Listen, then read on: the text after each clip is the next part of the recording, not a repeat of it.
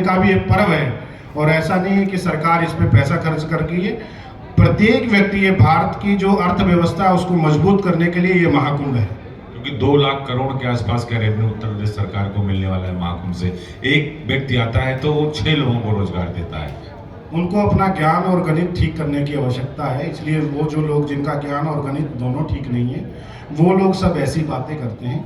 बाकी अगर आप किसी छोटे सी व्यक्ति को जो एक छोटा सा कारोबार अपना यहाँ कुंभ में कर रहा है तो कभी उसका अनुभव आप देखिएगा, वो अपने परिवार को चलाता है, पालन पोषण करता है और इतनी सारे सीवर हैं, इतनी सारी व्यवस्थाएं हैं, उन सब में इतने सारे भांति भांति के लोग हैं और किसी ने पूछा नहीं किसी जाति वर्ण के, कौन जाति के कौन वर्ण के, वो सब व्यवस्था में लगे हुए हैं। तो उन्हीं से किसी के घर का चूल्हा मजबूत होगा, किसी के विवाह में काम आएंगे, किसी के। तो ये भारत का जो ये महाकुंभ है ये हर किसी के लाभदायक है। बाकी जो जैसी भावना से रहेगा, प्रभु मूरत देखी तही जैसी रही भावना जिसकी जैसी, जिसकी भावना जैसी रहती है उसको ईश्वर वैसे ही दिखाई देता है। ये मेला भी उसी प्रकार से, जो ज्ञान लेने आया है वो ज्ञान लेके जाएगा, जो स्नान करने आया वो स्नान करने आया, जो व्यापार करने आया वो व्यापार करके जाएगा। और बहुत सारे प्रकल्प हैं यहाँ कि ऐसा नहीं है कि सब जो साधु संतों की तरह सब माला ही घुमाने आए हैं, माला फेरने आए हैं, उस ईश्वर को भजन करने आए हैं। तो कुछ लोग अपनी अर्थव्यवस्था को भी ठीक कराने आए और भारत के ऋषि मुनियों से सीखना चाहिए कि किस प्रकार से आप बिन मांगे, बिन कर लिए किस प्रकार से आप अपने रेवेन्यू को बढ़ा सकते हैं। ये भारत के ऋषि मुनि उस समय में सोच गए थे, तभी ये पर्व, तभी उन्होंने गणना की, ज्योतिष की गणना की, तभी ये पर्व मनाए जाते हैं। तो ये उन लोगों को सीख लेनी चाहिए।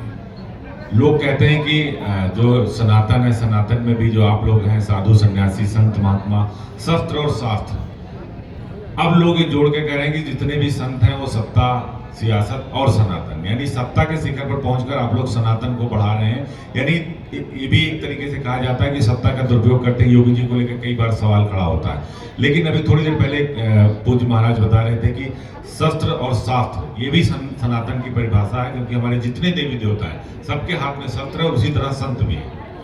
वही कह रहे हैं ना, जिनको इतिहास नहीं पता, जो आज की दुनिया में जी रहे हैं, उनको ये जान लेना चाहिए कि नागा फौज जो है, जगत गुरु शंकराचार्य जी महाराज की जो नागा फौज थी, उन्होंने बहुत बार युद्ध किया देश के लिए, धर्म के लिए युद्ध किया। और जो धर्म है आज भी, कि धर्म में व्यवसाय नहीं है, व्यवसाय में धर्म होना आज भी अनिवार्य है और तब भी अनिवार्य था। तो उन लोगों को मुझे लगता है अपनी सोच मजबूत करने की आवश्यकता है। ऐसे बहुत सारे युद्ध हैं जो नागाओं ने जीते हैं। यानी धर्म युद्ध चल रहा है इस वक्त। धर्म युद्ध नहीं चल रहा, धर्म तो शांति ही चाहता है। जहां अधर्म का युद्ध होता है वहां धर्म कूद जाता है। अधर्म करने वाले लोग धर्म की राह में बाधा डाल रहे हैं। आपको क्या लगता है इस वक्त जो कुंभ का परिदृश्य है, कुंभ को लेकर जो पूरी दुनिया में चर्चा हो रही है, कुछ लोग कुछ कह रहे हैं, कुछ कह रहे हैं कि नहीं हम जाएंगे, कुछ कह रहे हैं हम स्नान नहीं करने देंगे, कुछ कह रहे हैं कि हम आपको कुंभ मनाने नहीं देंगे, करने नहीं देंगे।